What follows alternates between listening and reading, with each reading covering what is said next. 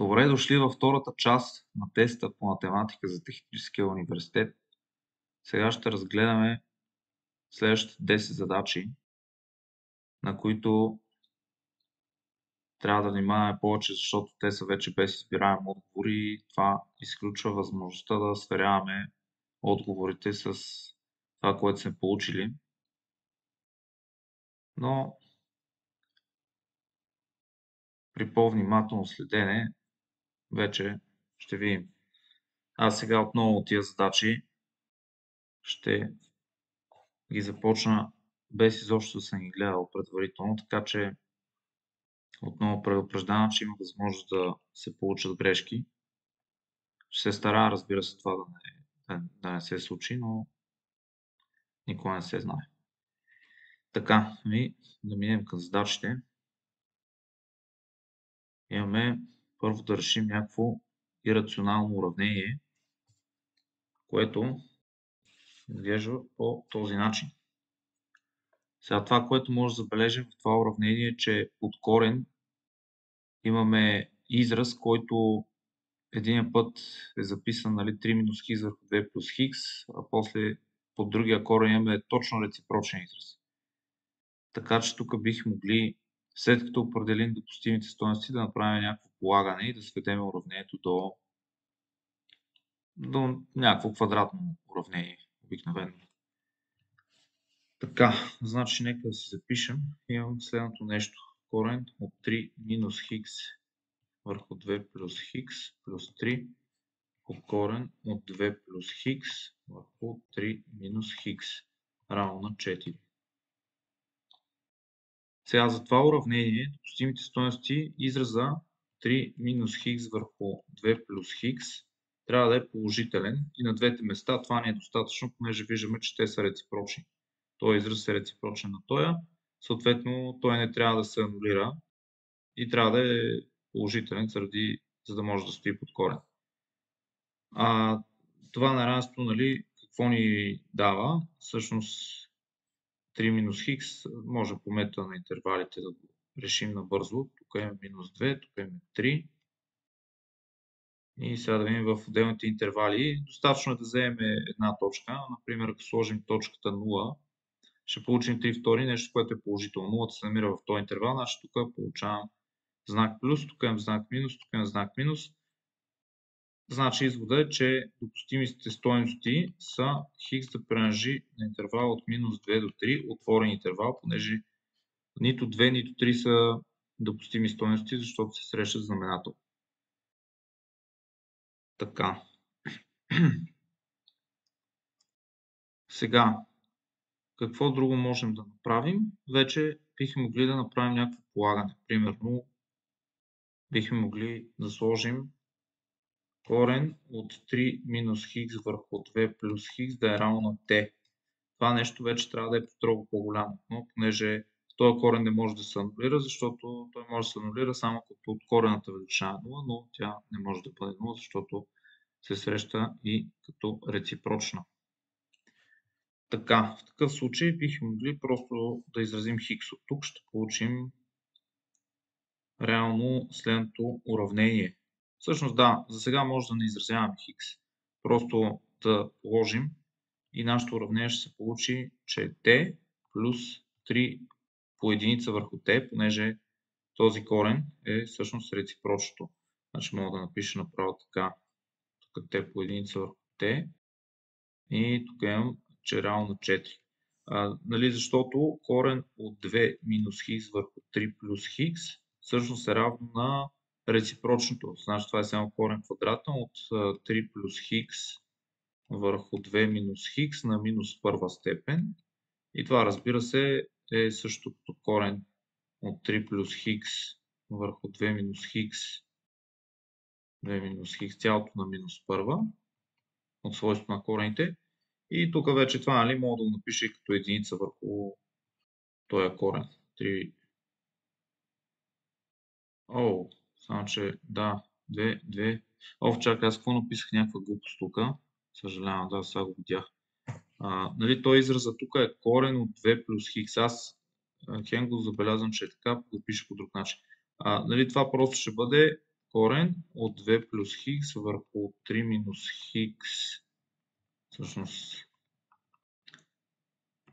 да не го преписвам, просто ще го напиша, че това е 3 минус хикс върху 2 плюс хикс, цялото на минус първа степен, и това ни дава, нали, съответно корен от 3 минус хикс върху 2 плюс хикс, цялото на минус първа.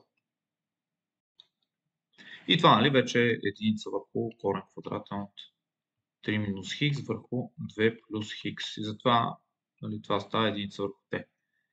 Така, ами това е, значи трябва да решим това уравнение. То е дробно уравнение, което веднага може да го сведем до квадратно, понеже ще умножим по t двете страни на уравнението. То ще стане t квадрат плюс 3 равно на 4 пъти t, понеже, нали, тук t ще се съкрати. И то си е квадратно. Значи t квадрат минус 4 пъти t плюс 3 равно на 0. Такова квадратно уравнение получаваме. И то вече се решава, може направо по съкратената формула. Също тук ще получим t1 2 равно на 2 плюс минус корен квадратен от 4 минус 3, което ни дава 2 плюс минус 1. Т.е. тук имаме 3 и 1 са корените на това уравнение. Така, готово. Значи сега какво правим? Връщаме се в полагането.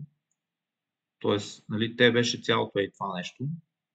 Сега трябва да решим такова уравнение. Това нещо да го приравним на единия корен. Един път на 3, един път на 1. Също трябва да решим това равно на 3 или корен от 3 минус хикс, цялото 2 плюс хикс да е равно на единица. И двете са положителни числа, така че, нали, няма никакъв проблем. И вече тук лесно се решава, понеже трябва да дигнем само на квадрат. Имаме 3 минус хикс върху 2 плюс хикс равно на 9. Тук имаме 3 минус хикс върху 2 плюс хикс равно на 1. Понеже 1 на квадрат е пак единица. И тук вече можем да преобразуваме 3 минус хикс равно на 18 плюс 9 пъти хикс, като пропорция на кръстки умножаваме. Тук по същия начин имаме 3 минус хикс равно на 2 плюс хикс. И от тук намираме от първото, значи става 10 пъти хикс равно на... Също това отива от тази страна, другото от другата и получаваме минус 15, откъдето хикс е равно на минус 15 десети, което е равно минус 1,5. А от тук намираме, че 2 пъти хикс е равно на 1, откъдето хикс е равно на 1 втора. И сега това, което трябва да гледаме, е дали тези числа принадлежат на допустимите стойности. Те бяха от минус 2 до 3. В случая и двете числа принадлежат. Така че може да кажем като отговор, че хикс принадлежи на множеството два елемента. Минус 1,5 и 1 втора. И там също за да не го... Тук ще го запиша направо минус 3 втори. Понеже 1,5 точно това число. Минус 3 втори. 1 втора. И това са ни решението на уравнението. Също се оказва, че има две решения. Така. И всъщност това е това уравнение. Нека да разгледаме следващата задача. Следващата задача е да решим някакво показателно неравенство. Имаме, това е 22 задача, имаме неравенство 3 на степен минус модул 5 минус 2 пъти хикс да е по-голямо от единица върху 27. Такива неравенства как ги решаваме обикновено? Трябва да запишем и двете страни с една и съща основа. Ето в случая имаме 3 на някаква степен, а тук имаме единица върху 27. Това единица върху 27 мога да си го мисля, че е единица върху 3 на трета или все едно 3 на минус трета. Така че неравенството е 3 минус на степен модул минус модул 5 минус 2 пъти хикс и тук да е по-голямо от 3 на минус трета. И понеже, нали, основата сега тук е 3, тя е по-голяма от единица, тогава, нали, ако имам такова а на степен хикс по-голямо от а на степен y, такова неравенство, където а е по-голямо от единица, то имам, че хикс е по-голямо от y. Значи с други думи, тук имам минус модул 5 минус 2 пъти хикс по-голямо от минус 3. И разбира се, тук, нали, мога да прехвърля това от ляво, това от дясно и ще се получи, че 3 е по-голямо от модул 5 минус 2 пъти хикс. И сега трябва да решим и това неравенство. такова неравенство, то може да се реши направо, то е еквивалентно на двойно неравенство, а именно значи това е все едно разстоянието от числото 5 минус 2 пъти хикс до нулата да е по-малко от 3. И това означава, че минус 3 е по-малко от 5 минус 2 пъти хикс и също време е по-малко от 3. И ето става се едно система от двойни неравенства. Тоест имаме, значи първото неравенство мога да го реша така, 2 пъти хикс да го прехвърля от лявата страна, а тройката да отиде от дясната и тук ще се получи, че това е по-малко от 8. И същото време обаче трябва едновременно да изпълня и това неравенство. Тоест тук сега мога да прехвърля 2 пъти хикс от дясната страна и това вече е по-голямо от 5 минус 3, което е 2. И ето всъщност става така, че от тук виждам, че хикс трябва да е по-малко от 4 и също време да е по-голямо от 1, откъдето получавам, че хикс трябва да принадлежи на интервала от 1 до 4. И то е отворен интервал. И това е. Значи неравенството е решено. Тоест тук е сравнително лесно. Сега, 23-та задача, да видим. Тук имаме... Трябва да намерим най-малката стойност на функцията. Имаме 23-та задача. Най-малката стойност, най-малката стойност на параметъра k, за която най-малката стойност на функцията е 1. Така. Сега, тук как трябва да разсъждаваме?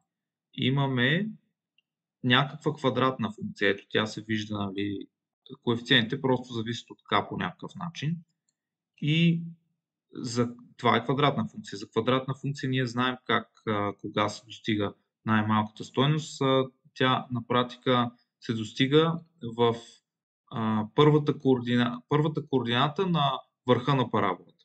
Нали, върха на параболата е някаква точка. Тя има две координати. Ако взема първата координата и сметна функцията, нали, за хикс равно на това число, ще получа съответно най-голяма или най-малка стойност, в зависимост от това коефициентът пред хикс квадрат какъв е. Тук виждаме, че коефициентът пред хикс квадрат е положителен, значи параболата е обърната с върха надолу, което означава, че тя трябва да има най-малка стойност.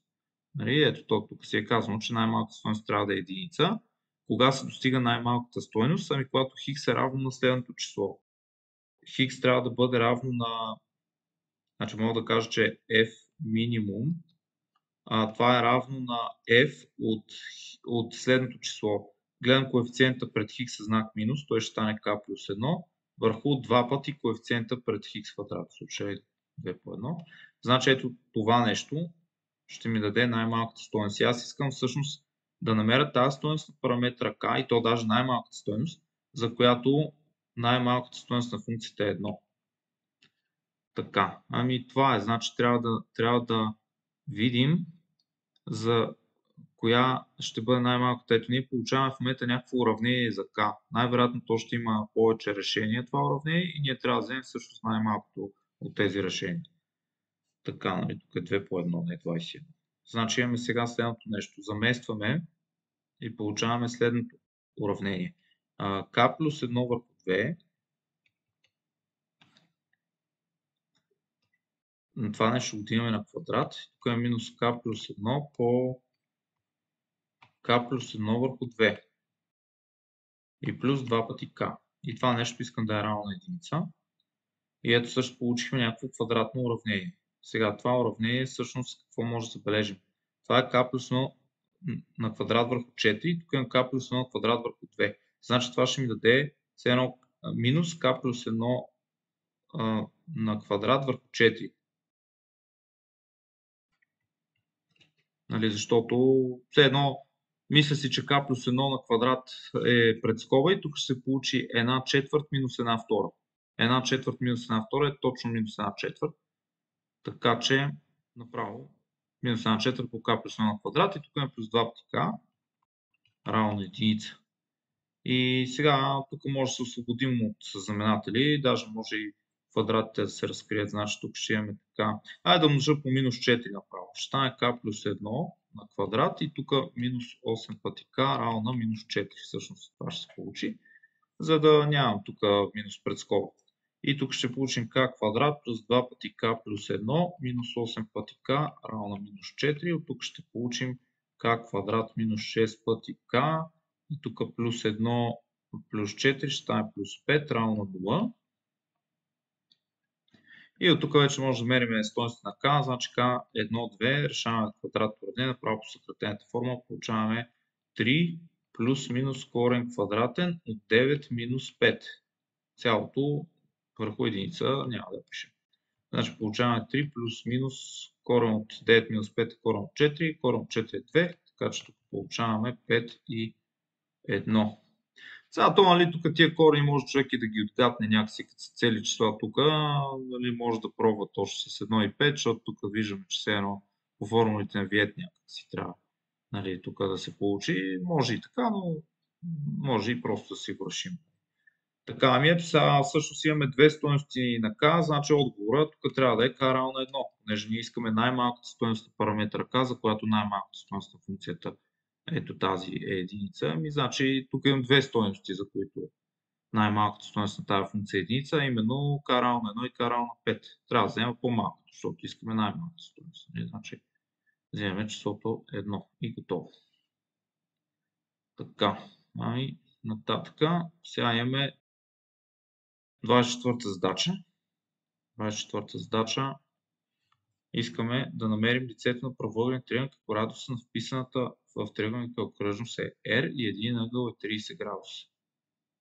Добре, значи нека да си го нарисуваме този правоъгълен триъгълник. Значи имаме така. Знаем радиуса на вписаната в триъгълника окръжност. Един ъгъл е 30 градуса. Ей така, тук ще го направим 30 градуса. А, Б, С. И радиуса на вписаната окръжност го знаем. R е даден. Така. Ами радиус на вписаната окръжност, той в правоъгълен триъгълник, между другото, даже има формула, с която може да се сметне чрез катетите. Сега ние тук как може да постъпим реално? Лицето искаме да сметнем. Да, значи тук всъщност може би да изразим, трябва да изразим реално погледнато катетите чрез този радиус, евентуално.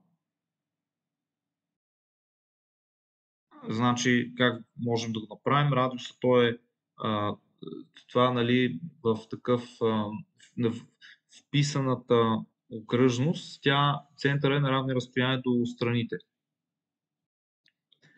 И какво можем да получим? Значи, ние в общи линии радиуса можем да използваме тази формула, че S е равно на P по R, където P е полупериметъра. Значи аз мога да се напиша, да речем, тук да речем B, тук имаме C, тук имаме A. Сега не съм спазил стандартните означения, но няма значение. Значи P тук ще бъде 1 втора A плюс B плюс C. И трябва да изразим реално A, B и C чрез R всъщност. По този начин може да намерим лицето. Сега това, което тук знаем обаче, ето имаме ъгъл 30 градуса, значи катета, който срещу ъгъл 30 градуса е половината от хипотенузата. Т.е. имам, че B, т.е. направо мога да напиша, че A е равно на B върху 2, понеже хипотенузата в случая тук е B. И сега А-то е това. Сега в същото време ние С-то можем да изразим по какъв начин. Ами С върху Б е равно на косинус от 30 градуса всъщност. Нали, имаме прилежащ катет към хипотенузата. И това ни дава, че С всъщност е равно на Б по косинус от 30 градуса. А косинус от 30 градуса всъщност това е корен от 3 върху 2. Значи имаме Б по корен от 3 върху 2. Това ми е този катет. Така, ами добре, значи всъщност лицето, ето го, полупериметъра ще бъде P равно на 1 втора A плюс B плюс C, значи имаме 1 втора B върху 2 плюс B плюс B по корен от 3 върху 2. Ето това число се получава. И тук имаме 1 втора, имаме 1 втора плюс 1 става 3 втори, т.е. тук имаме 3 плюс корен от 3, цялото върху 2 и тук по B. Ако си мисля, че B е изнесено зад скоба, нали, тук ще имам 1 втора плюс 1. 1 втора плюс 1 е 3 втори имам 3 втори плюс корен от 3 върху 2, което е само 3 плюс корен от 3 цялото върху 2 и умножено по b. Да, и тук нали, може даже още малко да се опрости, да се напише, че 3 плюс корен от 3 цялото върху 4 по b. Така, това ни е по периметъра и по радиуса нали, трябва какво да получим? Лицето, да, значи трябва да изразим сега единия катет чрез радиуса. Реално това. Катета B трябва да го изразим чрез радиуса. Как може това да го направим? Сега тук трябва. Не катета, това е хипотенузата. Грешка. Бето е хипотенузата. Значи, как ще изразим хипотенузата? Чрез радиуса на вписаната окръжност. Значи, какво знаем? Вписаната окръжност, тя казахме окръжност, която е на равни разстояния, т.е. центъра е на равно разстояние до краищата до страните. По-точно. Значи тук имаме ето така. Значи това са и радиусите всъщност. Тук се получава някакъв квадрат, нали, понеже тук също имаме перпендикуляр. Нали, разстоянията от точка до права, те се реализират по перпендикулярите, така че тук имаме прави ъгли. И сега всъщност трябва да изразим по някакъв начин хипотенузата чрез чрез радиус на вписаната в триъгълника окръжност. Така, как може да стане това нещо? Всъщност, да, то реално наистина има формула, която дава връзка между радиуса и страните. Само че аз не мога да спомня тя каква беше тази формула. Май А плюс Б минус С върху 2 или нещо такова. Май така се смяташе радиус. В смисъл такава връзка имаше за правоъгълен триъгълник. Сега то... Да, тя, нали, ние какво е месено? А по С... Всъщност... Аз обаче това не съм ли го използвал в някакъв смисъл. Защото... Реално аз съм написал тук полупериметъра и всичко се е свело до изразяване на тая форма, защото тя реално тази форма се ползва, за да се направи. А пък иначе лицето може да се сметне по още един начин, просто произведението на катетите, тук А и Б аз съм ги изразил. Всъщност да, аз произведението, значи лицето аз мога да го сметна и по този начин. А по С цялото върху 2 фактически. Да, S равно на А по С цялото върху 2 и това ще ми даде всъщност какво ще ми даде? А-то беше B върху 2, С-то беше B по корен от 3 върху 2 и тук трябва да се умножи по 1/2. Това ще ми е лицето. И от тук получаваме корен от 3 върху 8 по B квадрат.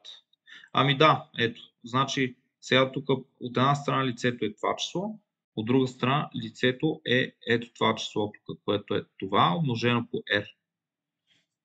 Значи това е формулката. Тук имаме S равно на корен от 3, т.е. 3 плюс корен от 3 върху 2, върху 4 по B. Това нещо трябва да е равно на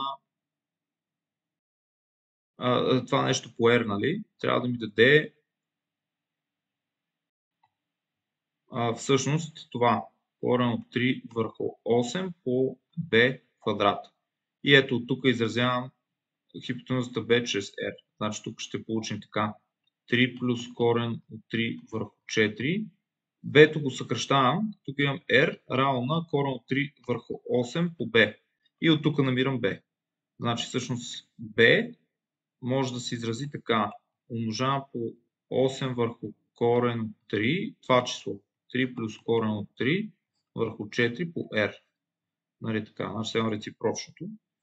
И тук вече как може да се опрости? Може да си мислим, че нали, 8 на 4 тук ще ни даде 2. Обаче тук сега това корен от 3 може да си мисли, че дели тройката и дели корен от 3. Значи ще получим 3 делено на корен от 3 ни дава корен от 3. А корен от 3 делено на корен от 3 дава единица. И тук това нещо е умножено по 2 пъти R. Реално. Това нали, ето двойката и тук R. И в крайна сметка това ни е хипотенузата и готово. Значи ние така лицето фактически бето вече го имаме. Да, то всъщност ми трябва за лицето всъщност ми трябваше да, направо А и С. Аз направо да го заместя то лицето, нали, в същото време ще даде това нещо. Това число по B на квадрат. Направо вече го имам. S равно на... къде е числото? Тук. И тук бях написал. Корен от 3 върху 8 по B на втора. Значи имам корен от 3 върху 8 по B, което е това корен от 3 плюс 1 по 2 пъти R и цялото това трябва да го дигна на втора, защото това е лицето. И тук вече може да се смете корен от 3 върху 8. Тук имаме 4 пъти R квадрат. Тук корен от 3 плюс 1 цялото на квадрат. Сега това не знам дали да се опростява. Може пък и да се опрости малко още. Тоест тук това може да го разделим, ще стане двойка. Имаме корен от 3 върху 2. Тук имаме R квадрат. Тук имаме 3 плюс 2 пъти корен от 3 плюс 1. По формула за съкратено умножение. И тук вече ще получим корен от 3 върху 2 по R квадрат. Тук имаме 4 плюс 2 пъти корен от 3. И значи тази двойка може да се изнесе тук. И да получим корен. Значи двойка изнасяме, става корен от 3 по R квадрат. Като изнеса двойка, тук ще съкрати с тази двойка. И тук ще получа 2 плюс корен от 3 само. И сега корен от 3, ако го внеса в скобите, тук ще стане R квадрат. Тук на 2 пъти корен от 3 плюс 3. И готово. Ето вече така е напълно опростен отговор. Няма къде повече да се преобразува. Но това не е лицето. Значи тук може да се запише моят отговор S равно на R квадрат по 3 плюс 2 пъти корен от 3. Така, това е, нали, то трябваше да се изрази чрез радиуса реално. Така че това е. Надявам се тук да не съм направил някаква грешка. Но като концептуално е това. Просто ето лицето по два начина го изразявам. Един път чрез радиуса на вписаната окръжна си полупериметъра, втори път като произведение на катетите, пък в същото време, като знаем, нали, че има ъгъл 30 градуса, може да изразим, нали, всичко чрез хипотенузата реално. Така се получи. Така, това е тази задача. Нека да разгледам следващата задача. Тук имам следното нещо. 25-та задача. Точките M и N лежат съответно на страните DC и BC на квадрат, така че ъгъл MAD е 30 градуса и AN го повръща на BAC да се намери дължината от отсечката AM, ако дължината на BN е корен от 2 минус 1 см. Добре, значи чертаем квадрат. Тук имам 25-та задача. Чертаем квадрат. A, B, C, D. Значи M и N лежат на DC, M лежи на DC, а пък N лежи на BC, т.е. тук и тук лежат. Сега да видим какво е казано. MAD е 30 градуса. Добре, значи, да. Айде някакси си го представим тук, приема, че то всъщност, той като е 30 градуса, този катет, който срещу ъгъл 30 градуса половината от хипотенузата, да, значи то ще стане на практика все едно половината от това трябва да е. Добре, да, сега не знам къде ще дойде, но айде нека да не го чета точно средата, защото нали, не знаем. Просто ще го направя така да речем. И тук имаме 30 градуса, т.е. правилно ли го правя всъщност? Сега да видя MAD, да, точно M. Тук е M. M е върху DC, нали? MAD, то е 30 градуса. А пък N е върху BC и също какво искаме? N да е ъглополовяща. N е ъглополовяща на BAC. Добре, значи BAC ето този ъгъл. BAC е ъглополовяща. Добре, значи тук по средата нали, трябва да разполовим ъгъла. Така. Тук ни е точката N. Така. И сега какво имаме? Да намерим дължината от отсечката АМ. Ако дължината на BN е корен от 2 минус 1. Значи след едно и това го знаем тук. Ей това трябва да намерим АМ обаче. Значи това е корен от 2 без 1. Така, ами добре, значи как бихме могли да го направим това? Всъщност АМ, това ми е все едно хипотенузата тук. В този правоъгълен триъгълник, това е квадрат фигурата тук, така че тук всичко се прави ъгли.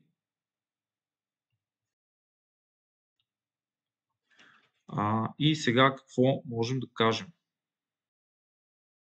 Реално АМ, за да намерим. Добре, значи ние всъщност какво може да кажем? Този ъгъл DAC, той на колко е равен? Той е на 45 градуса, понеже това AC е диагонала в квадрата и това е 45 градуса, значи тук остават всъщност 15 градуса. В същото време този ъгъл, който е BAC, той се дели от AN на две части еднакви.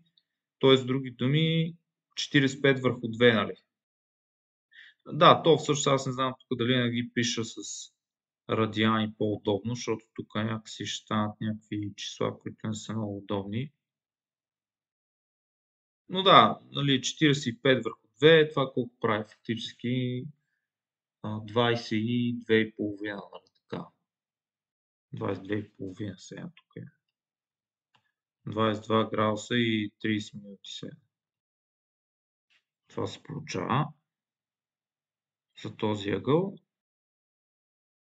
И този е също толкова. И този е 22 градуса и 30 минути. Така. Добре, значи какво можем сега да кажем?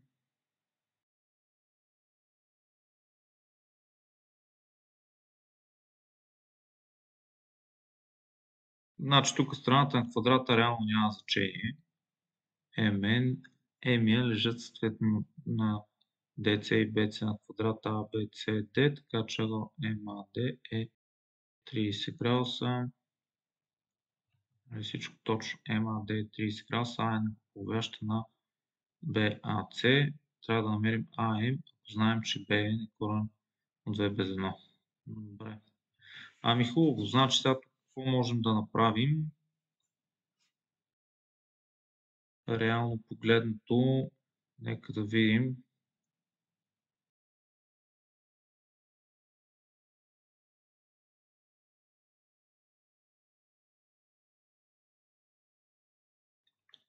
Значи DM ще бъде също половината от AM, а пък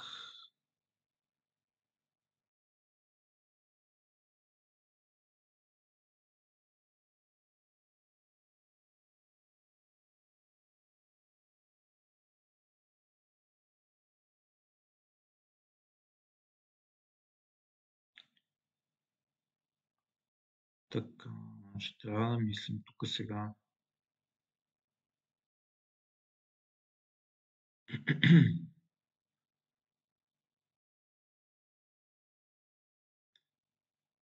Какво ще се получи, как да го направим това нещо.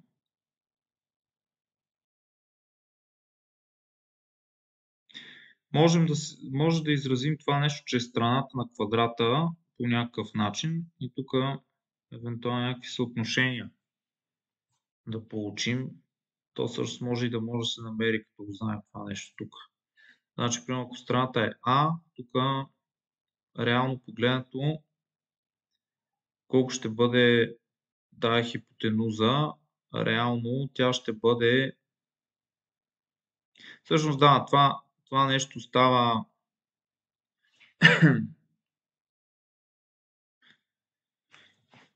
Какво става? Значи тук имам сега е този триъгълник, тук имам А, примерно ако си мисля, че тук е Хикс, тук е 30 градуса, значи тук става също.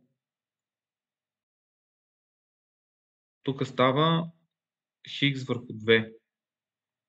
И сега да си мисля, че А ми е дадено, какво мога да кажа, че хикс върху 2, така, може би по-скоро така ще направя. Значи, това е прилежаща тетка на хипотенузата, значи А върху хикс става косинус от 30 градуса, значи с други думи хикс е равно на А върху косинус от 30 градуса, косинус от 30 градуса също са корен от 3 върху 2, значи тук ще стане корен от 3 върху 2 в знаменателя, значи мога да напиша, че е 2 пъти А върху корен от 3. Това ще бъде хикс. Тоест, с други думи, АМ ще бъде изразено, АМ става 2 пъти А върху корен от 3. Ато си мислим, че е страната. Значи АБ е равно на А'. Тогава, нали, АД, ДЦ и СБ също са равни на А. Така. Ами добре, сега какво друго може да кажем? В този триъгълник тук ABC, той е т.е. да, тук имаме глуповяща. Какво можем да кажем, че всъщност ние тук може да направим отношението, значи ние бих могли да направим сега следното нещо, а именно, ако приложим свойството на глуповящата, какво може да направим? Значи свойството на глуповящата, нали, е, че все едно отношението на раменете на ъгъла, дължините, нали, на отсечките, нали, защото в триъгълник тук да се формулира това свойство. Значи все едно отсечките, които лежат върху раменете на ъгъла, към отсечките, на които се разделя от ъглополовящата. Значи все едно да го напиша направо. АС върху АБ, или така ще го напиша. АС върху CN е също като АБ върху БН. И сега какво може да кажем? АС го знаем, защото това е диагонала на квадрат със страна А'. Значи това е А по корен от 2, както знаем. А по корен от 2 е диагонала. CN ще ни бъде... CN си е CN. То всъщност може да се изрази също. То ще бъде А минус това. Значи А минус корен от 2 плюс 1. Понеже ни цялата страна тук е А CN става се едно от А, като извада това, което го знам. А в същото време това е равно на АБ, който е А. Само че да, това ще ми даде ли нещо? Това май нищо няма ми даде също обаче. Всъщност не, това май ще ми даде уравнение за А. Май така ще се получи. Корен от 2 без 1. Освен ако не е някакво тъждество тук, трябва да ми даде уравнение за А. BN, корен от 2 без 1, AB, ми да, така е. И я да видим сега какво ще се получи. Ще ми даде ли някакво уравнение това или... това май ще стане тъждество обаче.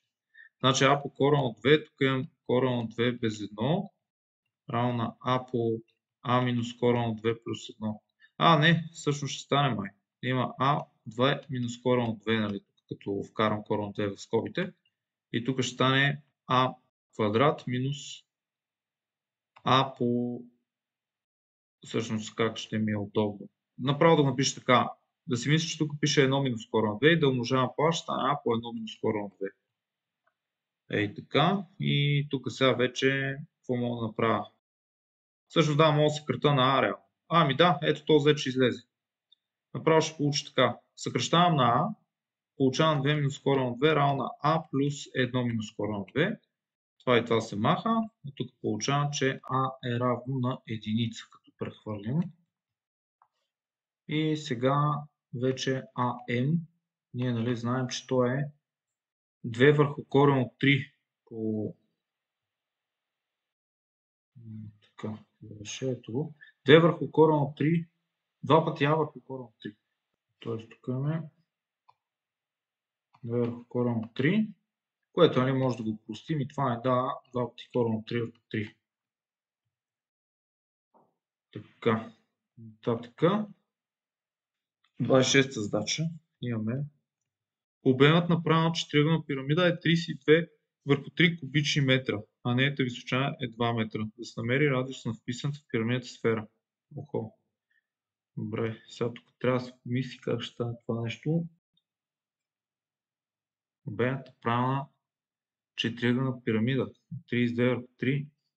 Така, знаем обема, знаем височината. Трябва да намерим радиуса. Добре, това е някаква така задача. Все едно. Правилно четиригълна пирамида. Правилно четиригълна пирамида какво означава? Означава пирамида, на която основата е правилен четиригълник. Правилен четиригълник това означава квадрат. И още едно свойство има правилната пирамида, именно че върха на пирамидата, ортогоналната му проекция е център на описаната окръжност около основата. Значи, с други думи, имаме някаква така пирамида. Тук ще нарисувам. Това значи е квадрат тук, което го рисувам, само че това е малко А, Б, С, Д, примерно М. Ще кръстим. Тук ще го нарисувам, може би. Добре, значи върха, така ще си го представим тук. Това изглежда някакси така нашата пирамида.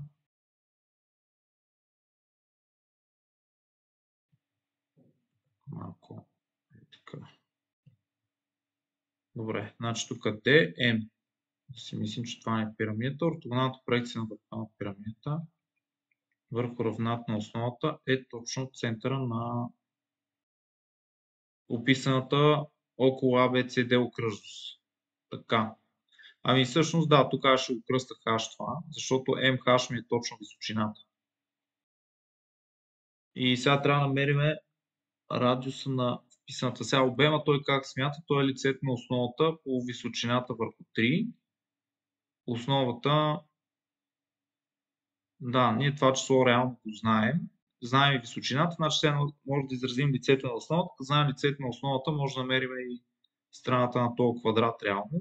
И реално всичко може да намерим. Въпросът е сега как намираме радиус на вписаната в пирамидата сфера. Значи, какво означава вписана сфера в пирамида? Това означава сфера, която се допира до стените на нашата пирамида.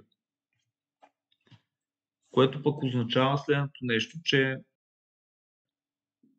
тя как се намира центъра на вписаната сфера? Значи, центъра на тази сфера, той трябва да е на равни разстояния до стените. А пък, за да е на равни разстояния до стените, това какво означава? Че на равни разстояния до стените, това означава, че значи кога една точка се намира на равни разстояния до стените на някакъв двустенен ъгъл, защото реално, нали, тя като е на равни разстояния до всяка от стените, всъщност частно ще бъде на равни разстояния до стените на всеки от двустенните ъгли всъщност, които се образуват. Нали, все едно основата и всяка от околните стени образуват някакъв двустенен ъгъл и включително и околните стени също образуват двустенни ъгли. И просто става така, че ако тая точка, ако в пирамидата, нали, има вписана сфера, това означава, че има точка, която е на равни разстояния до стените, до всичките стени на практика. И това означава, че значи тя трябва да лежи тя е на равни разстояния до стените на всеки от двустенните ъгли. Но това означава пък, че тя лежи реално къде лежи.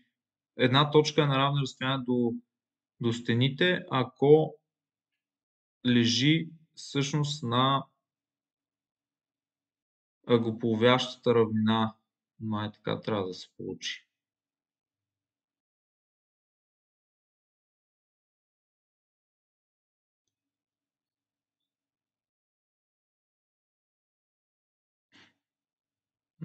Да. Тя, когато е една точка от ъгополовящата равнина, тя ще бъде все едно на равни разстояния до... Все едно, ако направя на ръба на двустенния ъгъл сечение с равна... Все едно линейен ъгъл на двустенния ъгъл, трябва и да минава през тази точка, която е на равни разстояния. Да, тя ще лежи все едно на ъгополовящата на линейния ъгъл, реално погледнато. И това ще бъде така. Всъщност, така ли ще бъде? Да, в смисъл това ще е така. И тя, добре, значи тя как се намира тогава? Как трябва да намерим центъра? Реално радиуса на вписаната сфера. Може би някакво сечение тук трябва да направим. И да сведем. Да, всъщност точно така. Ние ще направим някакво сечение на пирамидата с равна, което минава през височината и е равната да е успоредна на някои от основните ръбове. Все едно да прокарам равна през MH, която да е успоредна на BC. Такава равна. И това ще ми даде, или на AB, няма значение. И това ще ми даде някакъв триъгълник, който, да, сега това тук може би малко по-сложно да се обоснове това нещо, защото ако искам да направя сечението на такава равнина с пирамидата, всъщност аз трябва също така да видя, че сечението с вписаната сфера ще бъде окръжност, която е вписана в този триъгълник, който ще се получи сечението. Значи, добре, значи да видим как трябва да направим това.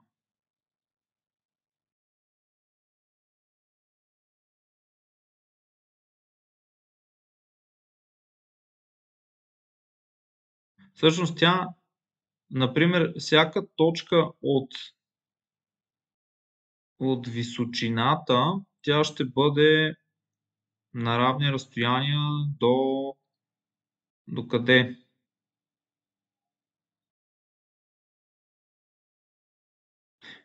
Да, значи ако направя такива сечения, примерно ако направя сечение на пирамидата с равна минаваща през MH и успоредна на AB, например, ние бихме получили някакъв такъв триъгълник равнобедрен.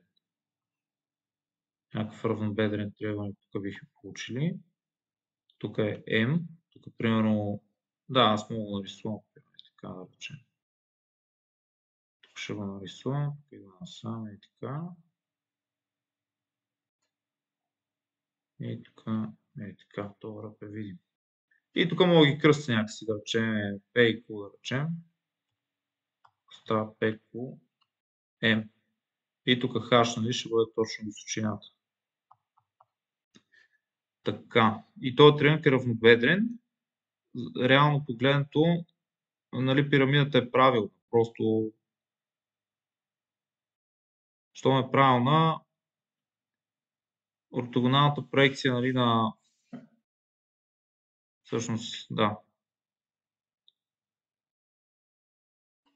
Така. Да, окей. Значи тук това трябва да се получи.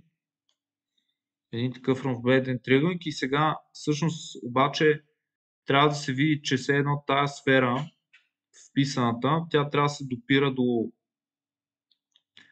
до стените, точно в някакви точки от MP и MQ. Реално това трябва да се види.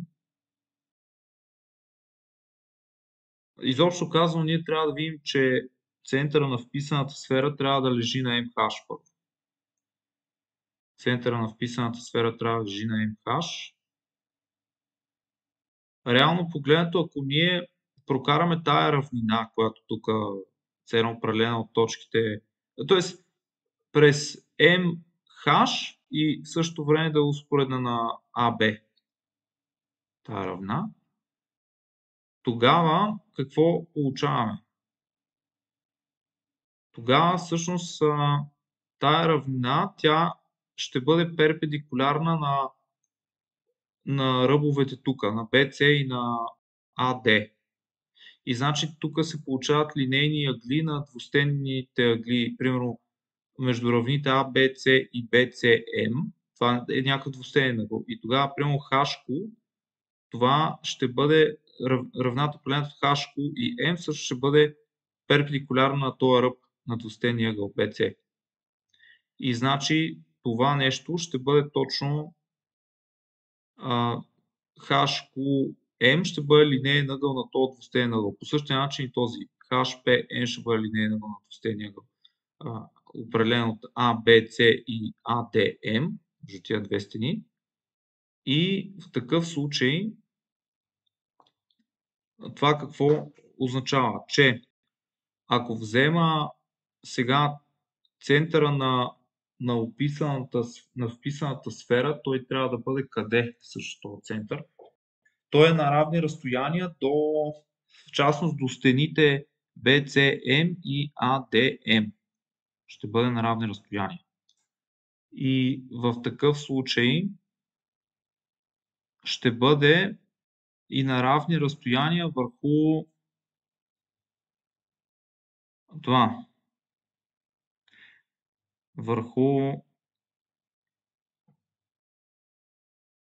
На равни разстояния до MQ и MP. Да, само че това тук малко трябва да се обоснове по-хубаво това нещо. В интерес на истината. Иначе, реално погледнато, задачата трябва да се сведе до това нещо. Просто като направя това сечение, всъщност тя направо до планиметрична задача ще се сведе. Просто реално погледнато се свежда това да намеря радиуса на вписаната в този триъгълник окръжност. До това ще се сведе задачата.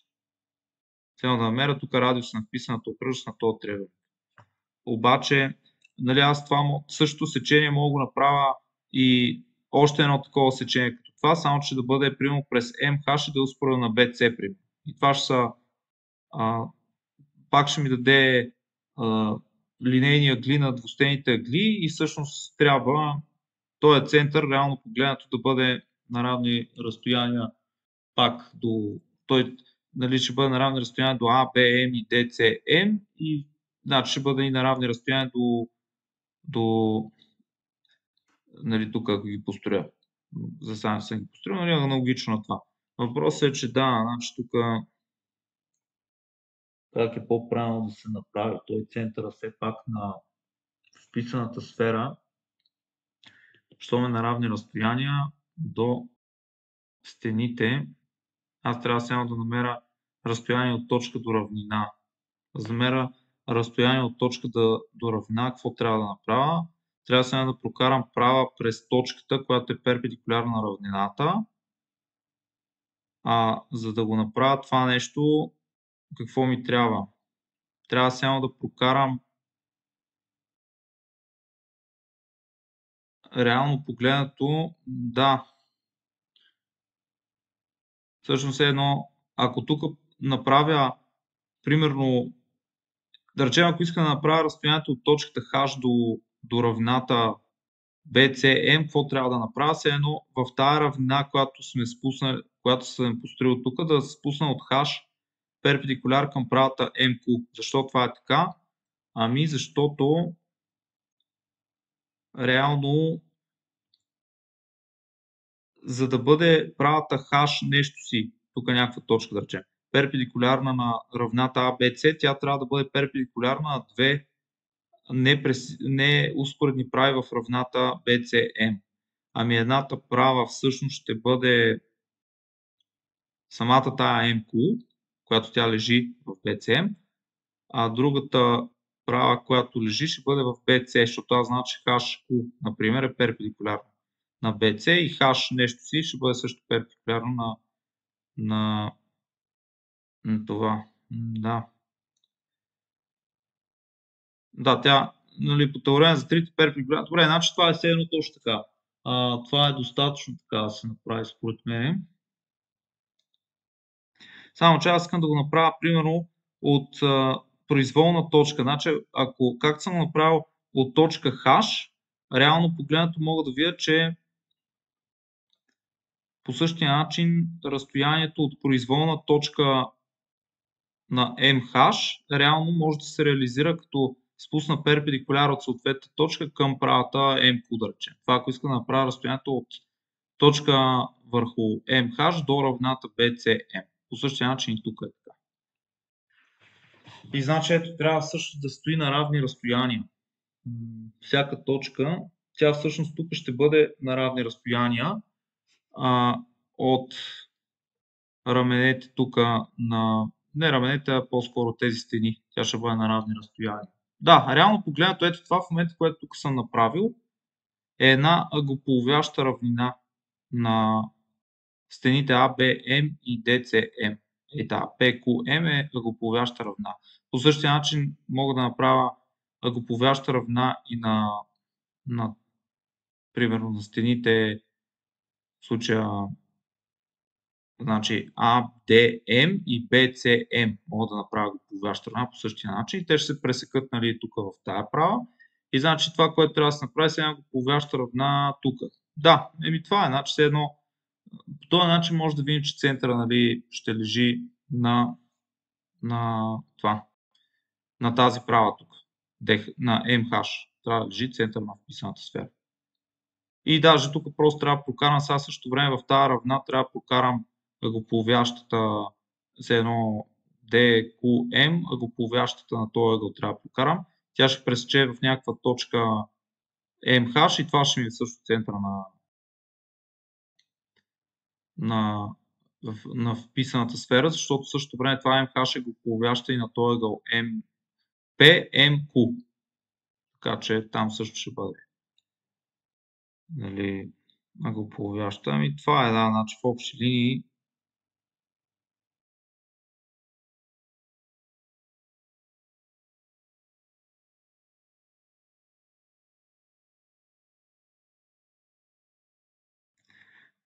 линии е това.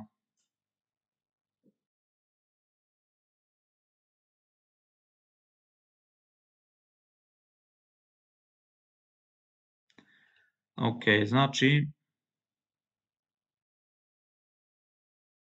просто да, тук има такова междинно твърдение, че все едно една точка е на равни разстояния до раменете на един двустенен ъгъл, ако се намира на ъглополовящата равнина на двустенния ъгъл. И това, нали, може да се види все едно от една страна, като прокарам през тази точка равнина, която е перпендикулярна на линейния ъгъл на двустенния ъгъл, реално тя ще лежи тогава на ъглополовяща на този линейен ъгъл.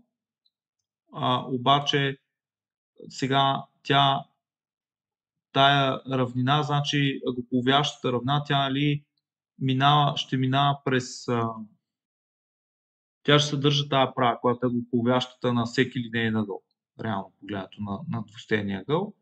И обратното, ако имам ъглополовяща, ако някоя точка лежи на ъглополовяща равнина, тя ще бъде на равни разстояния, защото направя съответно сечението с пак равнина, която ще ми през точката, която е перпендикулярна на ръба на двустенния ъгъл, това пак ще ми даде линейен ъгъл, на който всъщност тая точка ще лежи на ъглополовяща на този линейен ъгъл и значи тя ще е на равни разстояния до неговите рамене, значи ще бъде и на равни разстояния до стените, защото, нали, да, това, сега, окей, това е нещо междинно, което, нали, тук.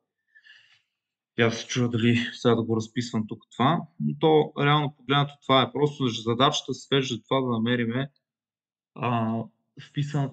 радиуса на вписаната окръжност в този триъгълник.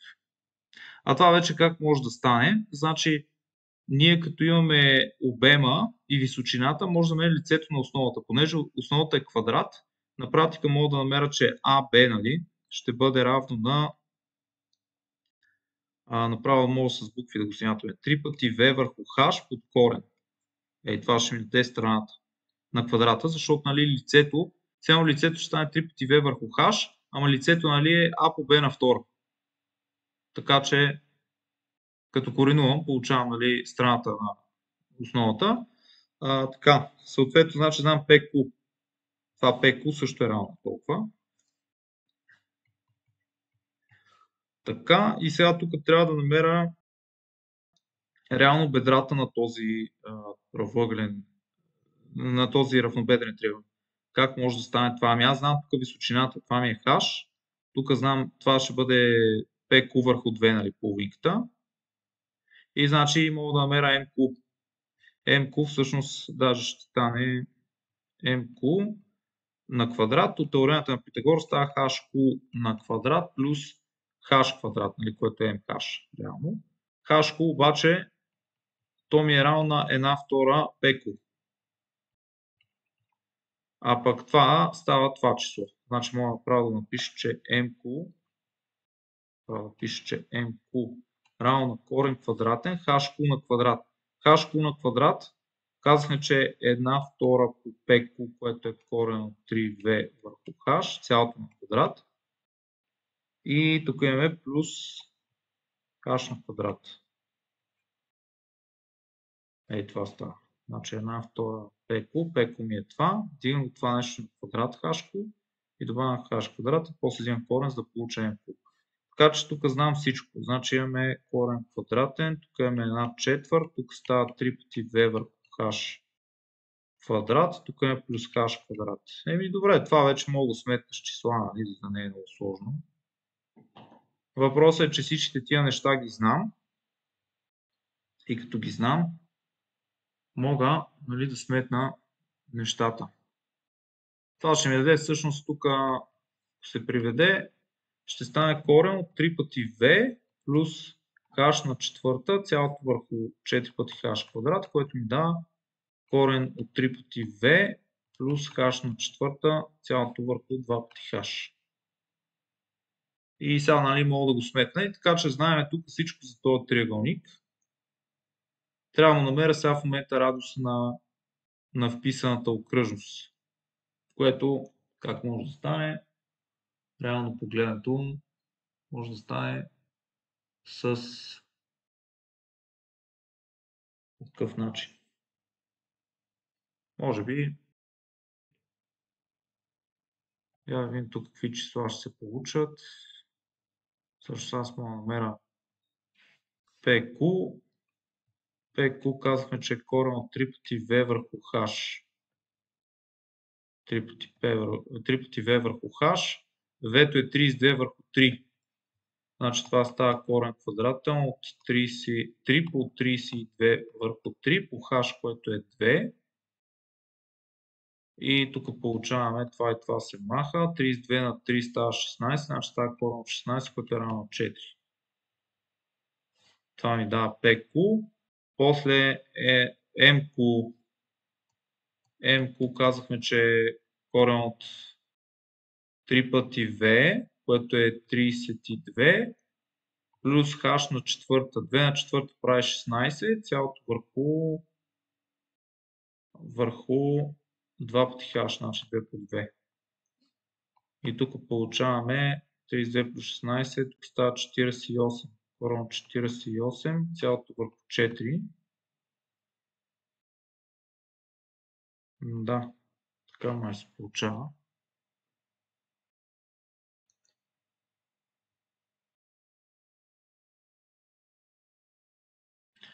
Само пак да проверя това ли правилно тук да сметнах, защото става някакво кофти число. А то изглежда, че би могло да стане и хубаво число, само че няма да видя дали е така. То имам h квадрат като време на Питагор, да, имам q на квадрат, ще даде h q на квадрат плюс h на квадрат. И това ми дава, като взема корен, h q на квадрат, тук ще стане, да, pq. Само че да, чакай, значи аз тук май направих някаква грешка. Аз направих някаква грешка тук, защото всъщност като се дига това на квадрат, то става само 3 пъти v върху h, а не е h на квадрат. Аз тук без иска съм забравил, нали, че корена е така. Добре, де, значи това ще го изтрия тук. Това няма да е така. Тук трябваше да няма квадрат просто. Тук трябваше да няма квадрат и тук би станал h на трета тогава. Дале, смисъл, като преведа по общ знаменател, това ще ми е формулката. MQ, значи тук няма да е това. След това ще го кача малко насам. Тук обаче това вече няма да е така. Трябва да стане всъщност MQ, тук ще имаме, че е равно на корен квадратен от какво? Значи имаме така 3 пъти V плюс H на плюс, реално даже тук трябваше да пише 4 пъти H на трета. Аз даже и това съм го бил въркал. Тук става 4 пъти H. Да. Добре, то всъщност май даже нямаше смисъл тогава да го привеждам по този знаменател тук, защото то няма да стане някаква хубава формула. Само една двойка там ще се появи. Добре, направо даже айде така ще го поставя, както тук е получено и тук вече може да се сметне конкретно. Значи тук ще имам така. Това ми е, нали, корен, тук имам корен квадратен от това И тук имаме една четвърт по 3 пъти v върху h. Мисля, че даже го сметнахме тук, че е 16 реално. Обаче имаме и плюс h на квадрат, значи плюс 4. Значи става корен от 8. Ами, май така става. Една четвърт, тук имам 3 пъти v върху h и плюс h квадрат. И тук ще стане една четвърт по 3 пъти v върху h. 3 пъти v върху h беше 32.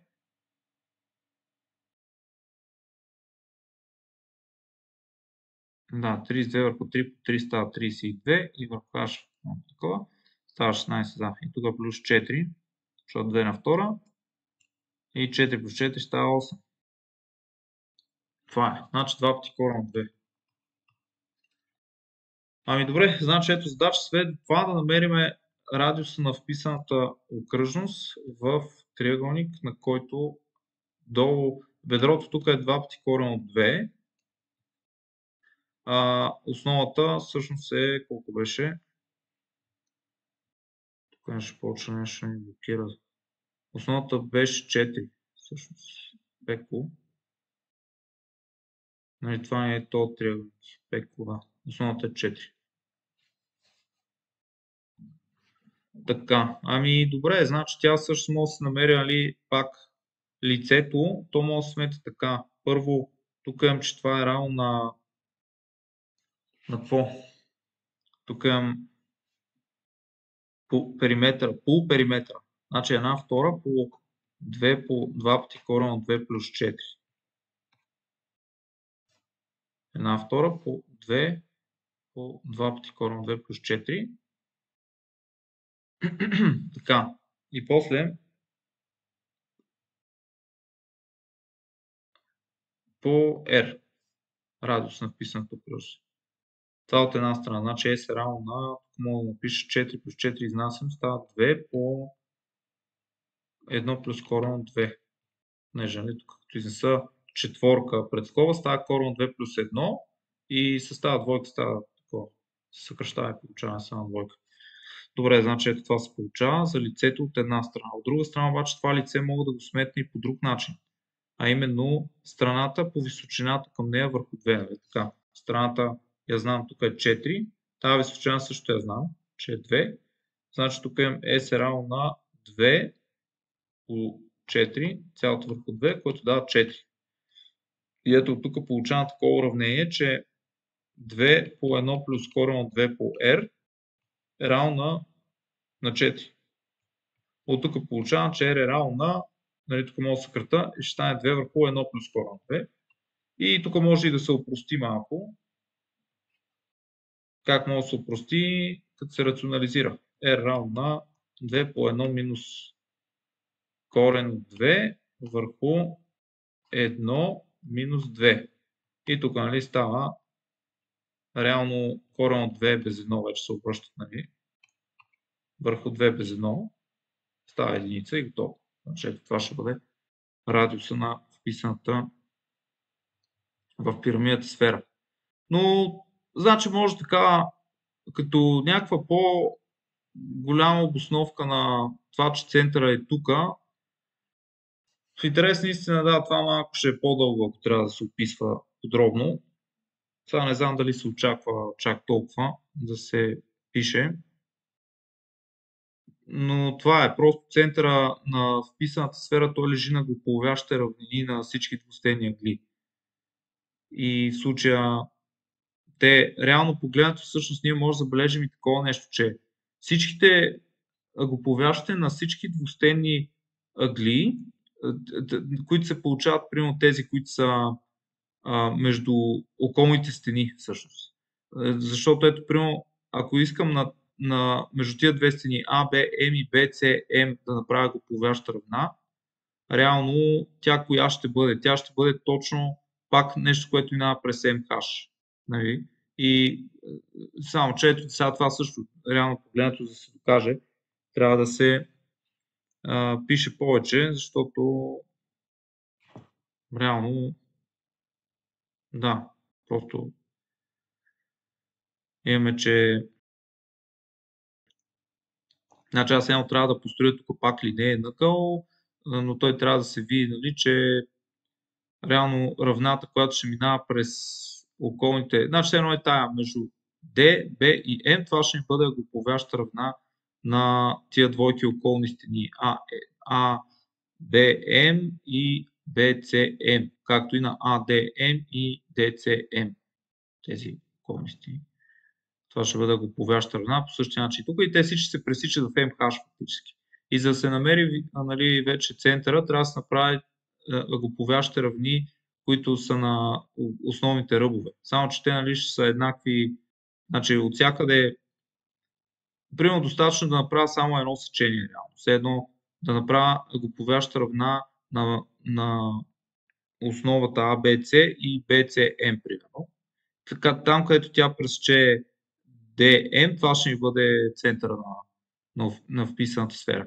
Защото реално може да се види, че ако направя после аглоповящи равнини на останалите основни ръбове, те ще минават през същата точка. Защото реално ще се получават еднакви фигури. Нали? Тук като прокарам тази аглоповяща равна, тук ще ми дойде пак сечението с тази равната, която сме построили тази аглоповяща, тя ще бъде някаква права, нали? Която ще е тук DH.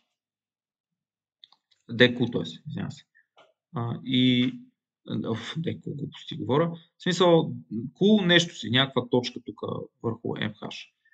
И така.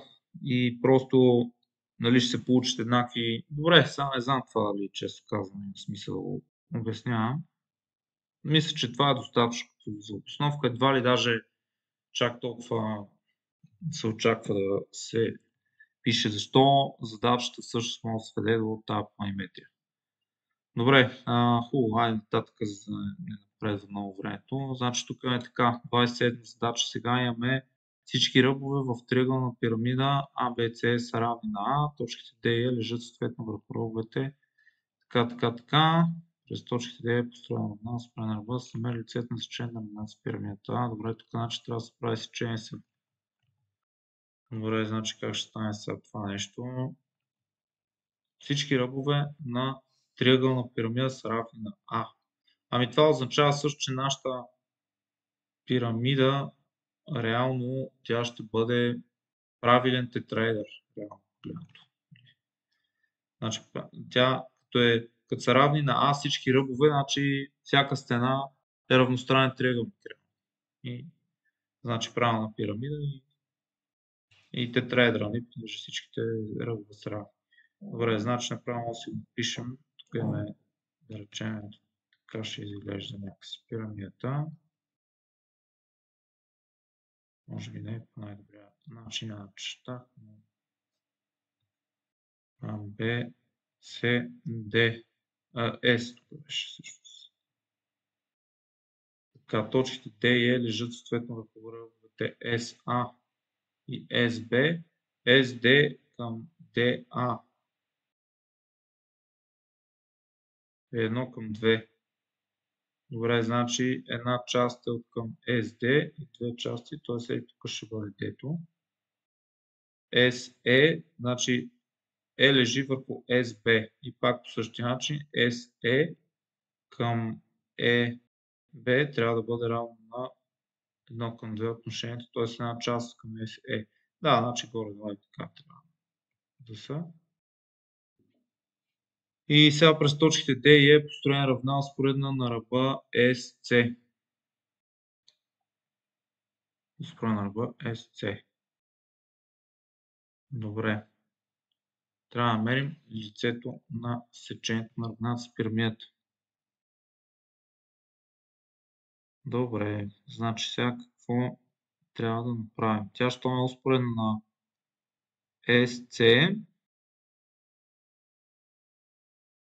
Трябва какво да направим? Значи какво ще бъде сечението? Трябва да прокарам фактически права, за да намерим сечението. Всъщност тук е сравнително лесно. Просто трябва да се прокара права, която успоредна SC през точката D. Тя ще пресече някъде тук ще пресече AC, по същия начин и тук правим правя, която е успоредна на SC и нали, тук може да направим пресечните точки, да речем някакси. Примерно P и Q да ги сложим. PQ. И сечението тогава какво ще бъде? Всъщност, ето това. Някакъв правоъгълник. Реално, гледато ще се получи май. Тоест някакъв успоред. На първо време, сега не знам дали ще е правоъгълник. Някакъв... да, също по-скоро няма да е правоъгълник. Ще е някакъв успоред. Добре, значи тук има... Тук ще правим рисувам пак. Че нещо ми хареса. Добре. Това е. По този начин. Добре, значи тук какво правим? В равната ACS построяваме DP успоредно на SC. И тук нали, P принадлежи на AC. По същия начин в равната в случая CBS пак построяваме правата EQ, която е успоредна на SC. И тук Q принадлежи на BC. Така. И сега, нали, ние знаем, че тези прави ще са отсеченията. Всъщност, тези прави DP и EQ ще бъдат сеченията на нашата равна през DE, успоредна на CS, с равните с тези стени фактически. И трябва да намерим сечението с долната стена и това всъщност ще бъде PQ, понеже PQ вече принадлежат на AC и на BC, ама в такъв случай те правата PQ, значи тук може да напише, че PQ принадлежи на ABC. Тая права лежи. Нали, ако две точки лежат в равна, тогава и правата, която ги свързва, лежи в тази равна. И също след сечението ни е този четириъгълник PQED. Сега ние може да видим, че той реално е успоредник този четириъгълник. Какво трябва да напиша? Ами просто мога да напиша така, че значи какво имаме? DP успоредно на SC. В същото време SC успоредно на EQ. Ами от тук получавам, че DP е успоредно на EQ. Това значи ето DP е успоредно на EQ. Сега, по същия начин, ние можем какво да забележим?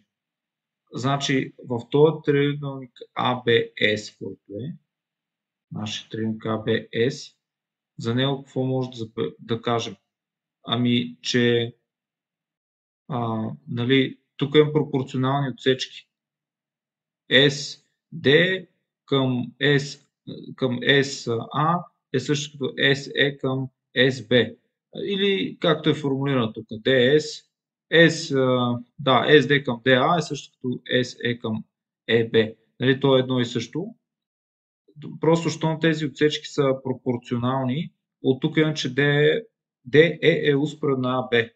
Значи, от това, че SD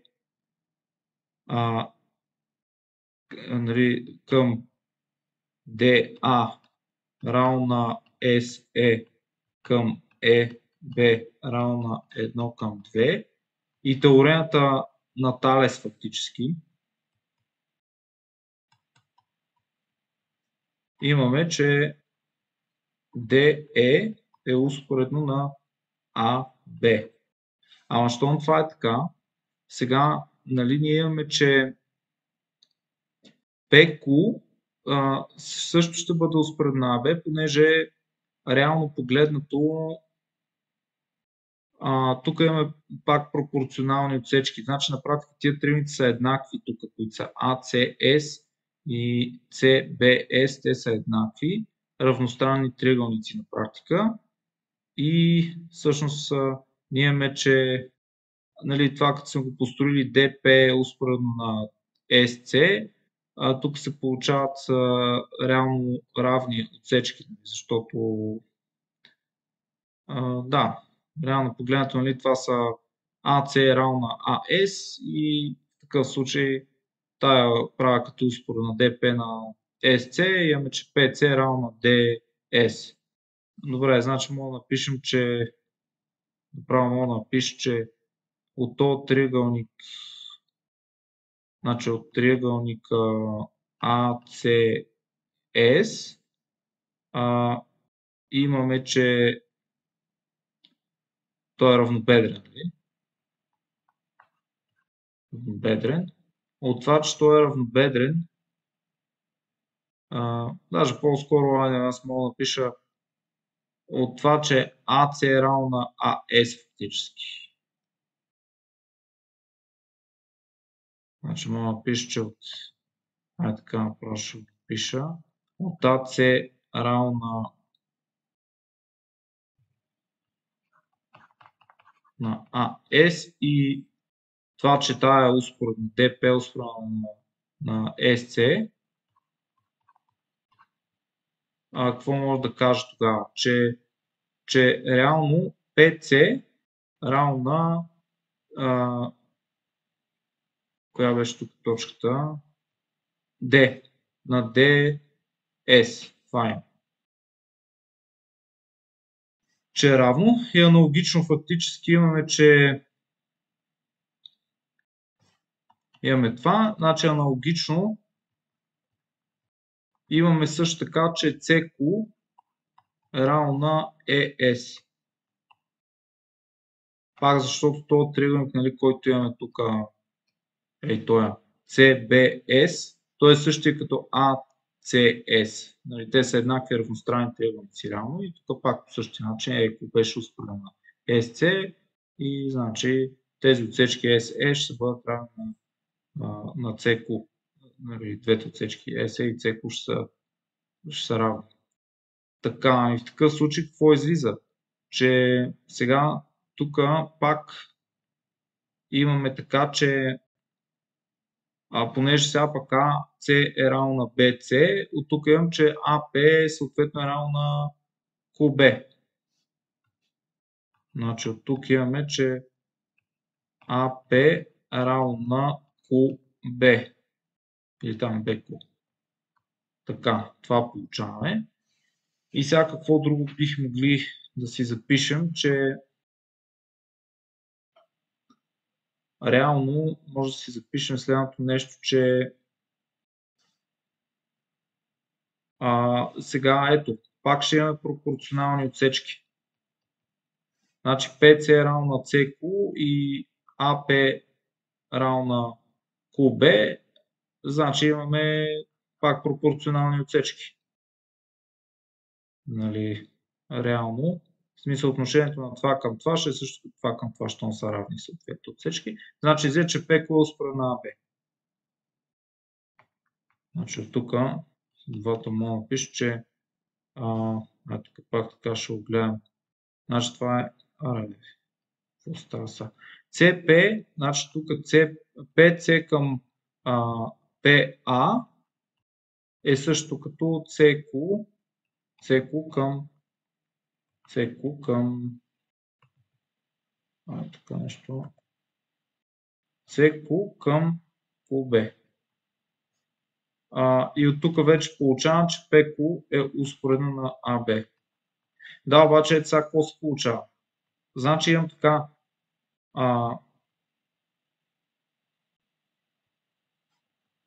имам така, че DE е успоредно на AB и PQ е успоредно на AB. Значи DE е успоредно на PQ. Значи тук мога да си напиша, че реално, значи така ще напишем от A, значи как бяха точките пак. Това значи тук почва много да ме ядосва, ще трябва нещо да направя. Много бяга това. Тая картинка сега ще преместя тук. И сега какво може да си напишем? Значи от DE успоредно на AB и PQ успоредно на AB, получаваме вече, че DE е успоредно на PQ. И ето сега имаме DE успоредно на PQ, DP успоредно на EQ, значи това е успоредник. Когато PQ е D е успоредник. Така, това е първото нещо, което може да забележим. Сега, от друга страна, той като успоредник, ето, ние даже може и страните да му сметнем, защото сега, нали, тези триъгълници тук са подобни A, C, S и A, P, D, или там от пропорцията на отсечките, какво може да забележим? Значи тук това е една част, сега тук е хикс, тук е два пъти хикс. Тук по същия начин, нали, става хикс, два пъти хикс, те са даже същите отсечки. Така че тук имаме, че какво може да кажем, че DP на практика цялото нещо е 3 части, значи имам тук 2 части от 3, значи 2 трети. Мога да напиша, че DP всъщност е равно на EQ, което е равно на 2 трети от SC. Така, по същия начин сега, обаче може да кажем, че DE ще бъде 1 трета от AB, което е пак реално А. Това е 2 трети А тук, а тук ще стане 1 трета А. Така, значи ето знаем страните. И сега обаче, за да намерим лицето, на нас не трябва или да намерим един ъгъл, трябва да намерим някакъв ъгъл. Да. Реално това трябва да се направи. Сега, този успоредник обаче реално може би наистина ще се окаже правоъгълник, защото ако направим ортогоналната проекция на върха на пирамидата в равната на основата, какво бихме получили? Значи, примерно да си мислим, че тук е ортогоналната проекция. Ей така. Точката О. Значи нека О да е ортогоналната проекция на S в ABC равнината. Тогава какво можем да кажем? CO всъщност, значи точката О тя е на равни разстояния до всички върхове на основата. Значи, нали, пирамидата реално е правилна, защото беше казано, че всички ръбове са равни. Значи фактически имаме, че О е на равни разстояния до А, Б и С. Значи, в частност, лежи на симетралата на АБ.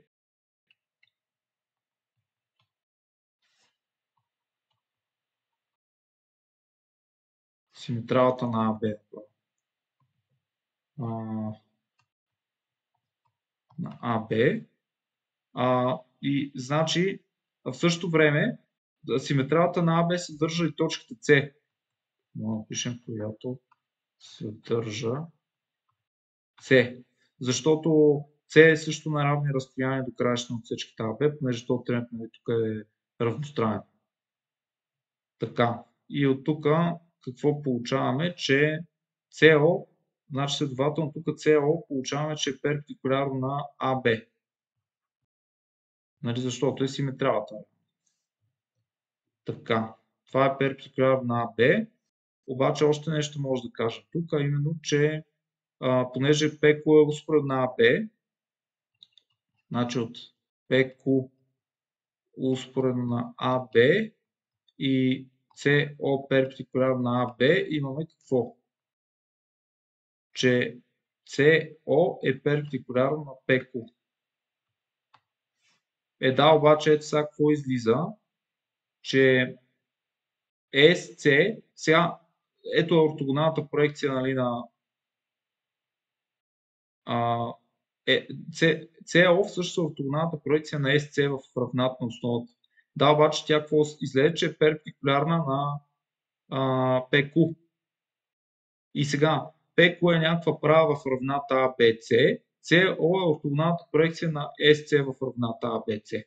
И се оказа, че ортогоналната проекция CO е перпендикулярна на PQ. И това означава, че SC, по теорема за трите перпендикуляра, SC е перпендикулярна на PQ. Значи може да се напише, че от теоремата за трите перпендикуляра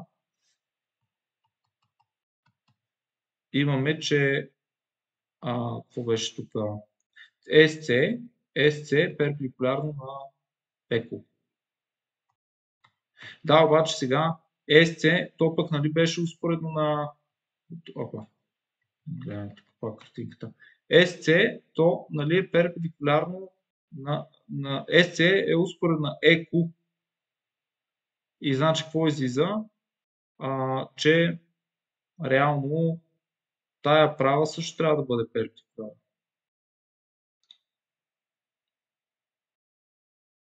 На практика става така, че да, значи SC е перпендикулярна на PQ, а пък тази EQ е успоредна на SC. Значи тя също трябва да бъде перпендикулярна на тази, на PQ. Така. Нали така, значи аз ако имам все едно права, която в пространството обаче, правата SC е перпендикулярна на PQ, и сега ако направя успоредна на тази, тя ще бъде също перпендикулярна.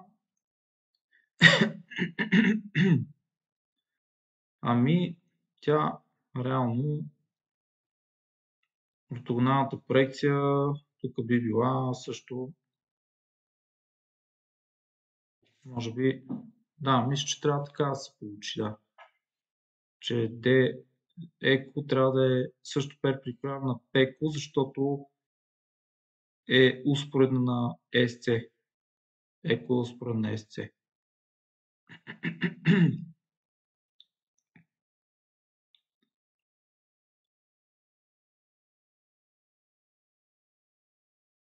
Тя реално погледнато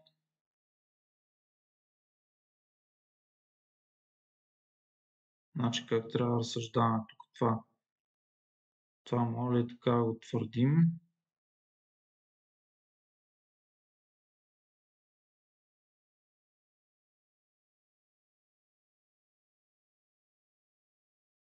Всъщност да, то става така, че тая PQ,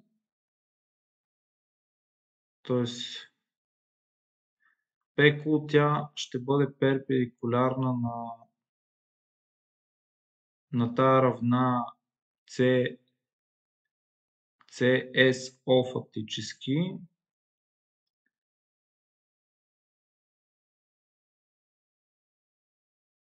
И да, мисля, че така трябва да дойде. Не знам ако направя някаква грешка тук. Би трябвало EQ също, щом SC е перпендикулярна на PQ и EQ е успоредна на SC, да получи, че EQ е перпендикулярна на PQ. Но реално, ако искам да го видя по някакъв друг начин, тя също е ортогоналната проекция на E в равната ABC, като направя тази проекция я свържа с Q, тя би трябвало да ми дойде същата, трябва да дойде успоредна на SC, ако не се лъжа, да. И тогава и тя трябва да е перпендикулярна. Да, така трябва да е. Добре, значи ето от тук получаваме фактически, че тогава, що е перпендикулярно CO на AB, да, така, трите перпендикулара изкарахме, че SC е перпендикулярна на PQ. От тук какво изкарахме, че сега значи имаме, че EQ е успоредна на... Така ще напиша. Значи имаме, че EQ успоредна на SC. SC е перпендикулярна на PQ. Значи от тук получаваме, че EQ е перпендикулярна на PQ. И щом това е така, значи нашия успоредник също се оказа правоъгълник. Значи тук мога да напиша, че нашето сечение фактически, което беше цялото това, този триъгълник, PQED. PQED е правоъгълник. И тогава как се намира лицето? Значи S на PQED просто ще бъде произведението. PQ по ED ли? Правилно написах това. Някаква грешка им чуш, че това написах. Да, PQED. Добре. И фактически правоъгълник, значи лицето ще бъде там, както го смятахме, DP, направо DP по DE. Сега мога да напиша. DP по DE, само че едното, нали, тук го намерихме, че беше, колко беше, едното е 2/3 А, другото е 1/3 А. Значи 2/3 А по 1/3 А, от тук получавам 2/9 А квадрат.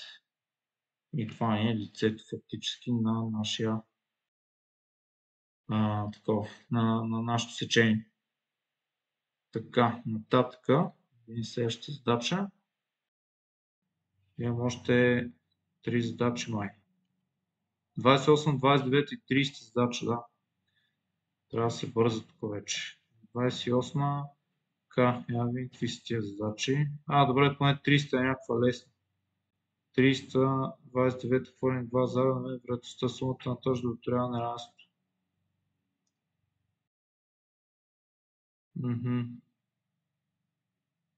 Добре, това е интересно. Добре, значи 28 от буквите на израз технически университет по случайен начин са посочени 4 букви, чрез които може да се напише думата тест, да се намери броят на тези начини. Така, добре, значи сега какво трябва да се направи? 4 букви, чрез които може да се напише думата тест. Добре, значи технически ние всъщност тук трябва да видим по случайен начин. Да, сега 4 букви, чрез които може да се напише. Сега тук е малко подвеждащо, нали? Човек ще си каже сигурно някаква вероятност. Обаче то не е вероятност, а просто е някаква комбинаторика. Тук трябва, нали, посочени са 4 букви, чрез които може да се напише думата тест. Сега, тя думата тест може да се напише тук в цялата този израз колко букви имаме. Реално, за да напишем думата тест, на нас ни трябва да изберем 2 тъта, едно Е и едно С. Отколко обаче? Фактически тук имаме тътата са 1, 2, 3. Трябва да изберем 2 от 3 тъта. После етата са ни 1, 2, 3, 4. 1 от 4 ета трябва да изберем. Сътата са 1, 2. Значи 1 от 2 трябва да изберем. И това е в общи линии. Сега, само че тук дали как трябва да стане сега 4 букви, с които може да се напише думата тест. Сега тук реално погледнато това е думата тест, може да се напише, нали, като избереме толкова тъта, толкова ета и толкова съта от еди колко си. В общи линии това е.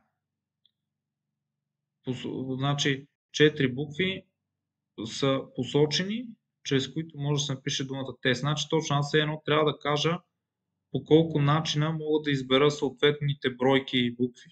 Защото това е. Аз после отделно си ги подреждам думите. Значи нали, буквите. Въпросът е да са избрани толкова от толкова. Мисля, че това тук ще ни реши задачата. Значи само в момента да помислям пак по случайен начин са посочени 4 букви, чрез които може да се напише думата тест. Да се намери броят на тези начини. Значи тук не се търси вероятност. Това, че по случайен начин, това казваме само подвеждащо. Реално погледнато трябва да се преброят възможности. В случая трябва да напишем то по случайен начин са посочени 4 букви. Това значи тук трябва просто ние по колко начина казахме, имаме две тъта, трябва да изберем 2 от 3. Значи имаме така комбинация, направо пишем, тук е комбинация 2 от 3, това е 28 задача. 28 задача. Комбинация 2 от 3, това е за тътата. После по комбинация, защото аз като избера тътата, за всеки избор на тъта мога да направя и избор на ета. Нали така? Значи те етата бяха 1, 2, 3, 4. Трябва да изберем 1 от 4. После сътата бяха 1, 2 май съм. Да. Сътата трябва да избера по 1 от 2. И това е. Това е, да. 3 букви, те са 2 повтарящи се фактически. И трябва да избера едно от тези. И това е, като че ли това е. Защото тук сега не ни питат. Ние просто трябва да кажем броя на начините, по които може да се посочат букви, 4 букви, нали, от тези, така че да може да се напише тази дума. Тук не ни питат, нали, друго. Реално погледнато е това.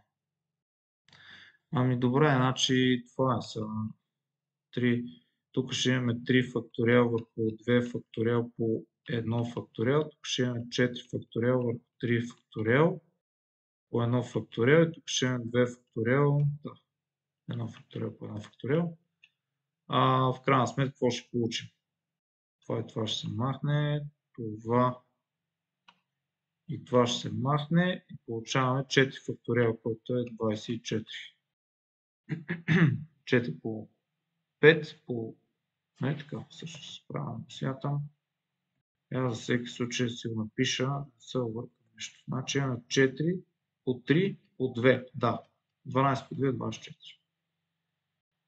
Така, и това е като че броя на тези начини. Добре, нататък сега, 29-та задача да видим. 29-та задача имаме следното нещо. Тук вече на 29-та имаме вероятност. Хвърлени са два стандартни зара, се мери вероятността сумата от точките да удовлетворява на равенството. То всъщност сумата от точките да удовлетворява еди какво си неравенство. С други думи, това как трябва да се направи. Стандартно така. Стандартни зара. Фактически ние имаме, като хвърлиме двата зара, сумата от точките, значи това не е някаква случайна величина, която приема стойности от 2 до 12 на практика. И нас ни интересува вероятността да удовлетворява това неравенство. Сега сумата от точките да удовлетворява това неравенство означава какво?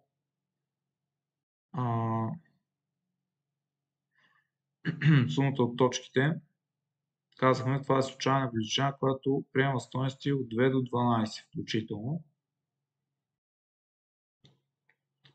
Значи може би само да помислим. Да удовлетворява неравенството.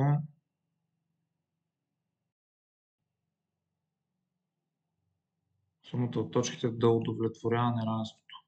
Това неравенство ние мога да го решим, нали? Това ще даде някакъв хикс, някакъв интервал. Значи, с други думи, стойностите на случайната величина да попадат в този интервал на практика. Или все едно случайната величина да приеме стойности по-малки от нещо. Всъщност до това свежда задачата, според мен. Добре, тук това неравенство да го решим първо. Това неравенство То не е сложно. 4 върху, какво беше 2 пъти хикс минус 13 плюс единица да е по-малко от 0. Така, това какво ни дава? Всъщност можем да преобразуваме нещата. Имаме, това нараство е, как го решаваме? Значи имаме 4 върху 2 пъти хикс минус 13 плюс 2 пъти хикс минус 13, провеждаме по този знаменател всичко. По-малко от 0, това ни дава 4 минус 13 става 2 пъти хикс минус 8. Не, минус 9. Цялото върху 2 пъти хикс минус 13, това може да е по-малко от 0. Нали така, 4 минус 13 прави фактически минус 9. Така. Ами, в такъв случай това как се решава, то къде се анулира тук? Хикс. Реално трябва да е, единия хикс е 9 втори, 9 втори, а другото е 13 втори. 9 втори, 13 втори. Да, и всъщност трябва, нали, да е по-малко от 0. Ако сложа 0, нулата е тук. Значи 9 втори, тук е 13 втори, да. Нулата е тук отляво. Тук какво ще се получи? Става от положително число, тук отрицателно, тук е положително. Значи, с други думи, трябва нашата случайна величина, вероятността, все едно вероятността, сумата от точките да удовлетворява това нараство е все едно вероятността, сумата, нашата случайна величина да приеме стойности в този интервал от 9 втори до 13 втори, значи с други думи, те обаче 9 втори, нали, това е 4,5, значи от 5 до 13 втори е фактически най-близкото е така, значи какво е на практика 9 втори. Значи нашата случайна величина приемат целочислени стойности. Значи хикс случайна величина, която приема стойности, нали, сумата от точките. Сумата от точките. Случайна величина.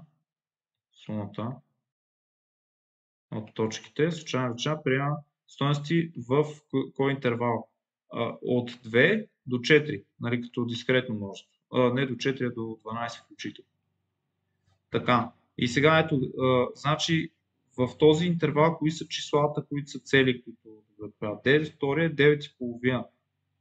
Т.е. 9 втори е 4,5. Значи от 5 нататък, а 13 втори това е 6,5. Да, значи между 5 и 6, нали така, 13 втори, тук да нарисувам, значи 9 втори, тук най-близкото ми е 5, нали, по-голямо от това, а по-малкото, тук е 13 втори, това е 6,5, значи 6 и тук е 13 втори. Нали така. Реално погледнато е това. Значи вероятността, случайната величина, значи да удовлетворява това неравенство е все едно, когато случайната величина приема стойности 5 или 6. Значи, ето сега ние трябва да сметнем на практика вероятността, сумата от точките да удовлетворява това неравенство. Това е все едно да пресметнем вероятността нашата случайна величина да приема стойност 5 или 6. Значи все едно търсената вероятност е нали, вероятността Хикс да приеме стойност 5 или 6.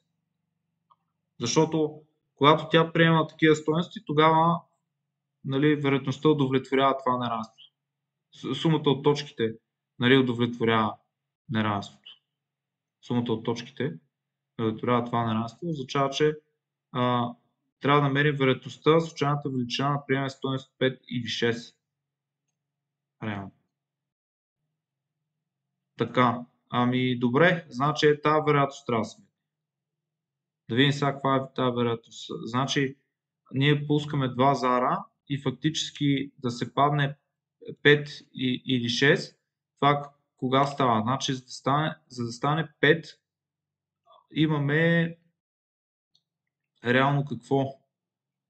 За да стане 5, трябва по колко начина може да избереме, че да се получи сума 5 реално погледнато.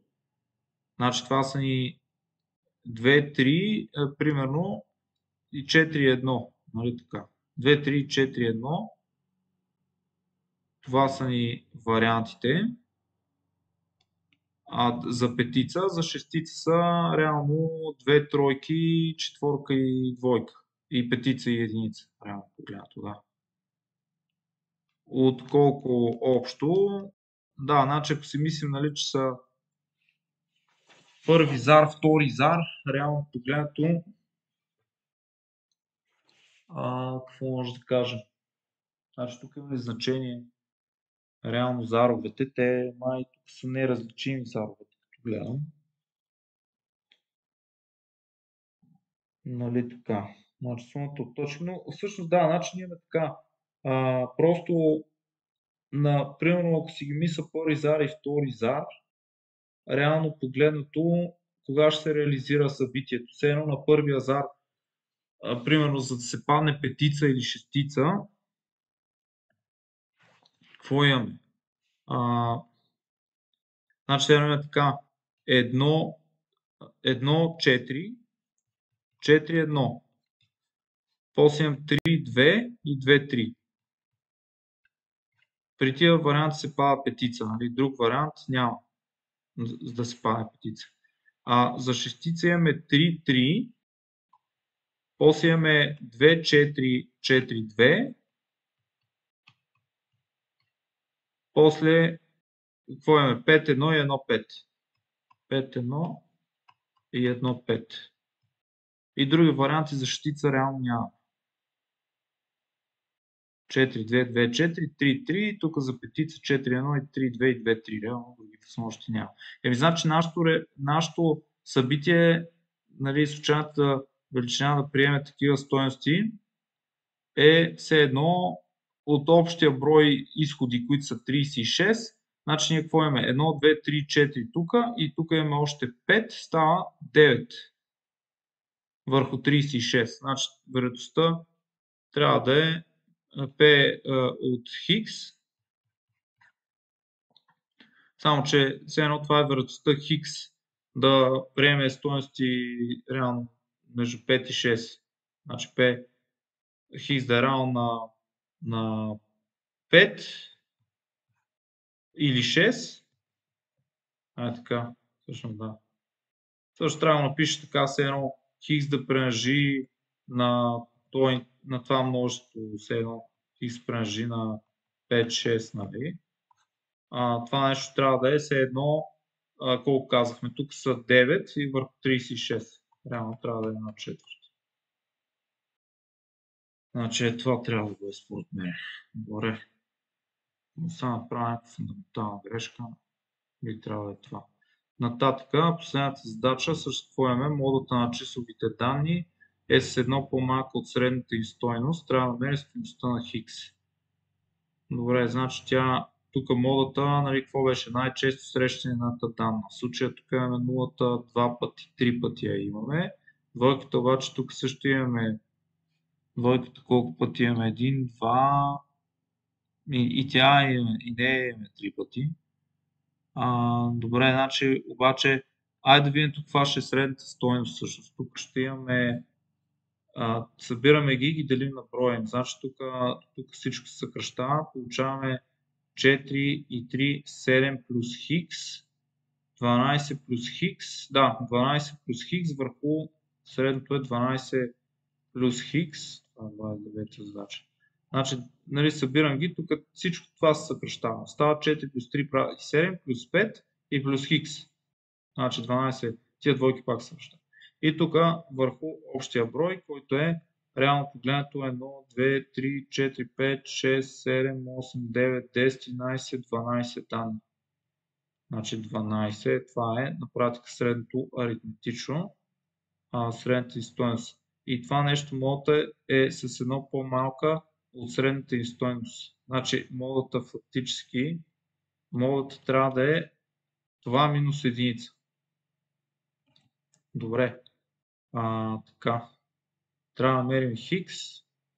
Добре, значи тя модата тук какви са вариантите или то всъщност те са май две тук, освен зависи от хикс, нали, защото всъщност модата тук за сега или 2 или 0 на практика. Ние тук не го знаем хикса какво е. Но реално погледнато тук какво би се получило. Ако го сметна това число, тук ще се получи 12 плюс хикс минус 12, цялото върху 12, което ми дава хикс върху 12. Значи то хикса. Ами да, то също ето излиза, че трябва да е 0 май хикса, защото нали, модата трябва да е най-често срещаната стойност. Ако е 2, тук нали, ще се получи число, което го няма. И остава да е 0. Значи отговор хикс равно. Отговор хикс равно 0. Еми това е. Значи, надявам се, сега не знам, аз ще проверя отговорите, дали изобщо съм се справил. Но надявам се това да ви бъде полезно за бъдеща подготовка или изобщо за справка как сте се справили и все пак който го интересува от решенията на задачите. И това е. Ще се видим нататък в следващите видеа. За сега съм планирал да има така повече по-кратки видеа на повече теми. Надявам се нали, това да бъде полезно. Така че пожелавам успех на всички!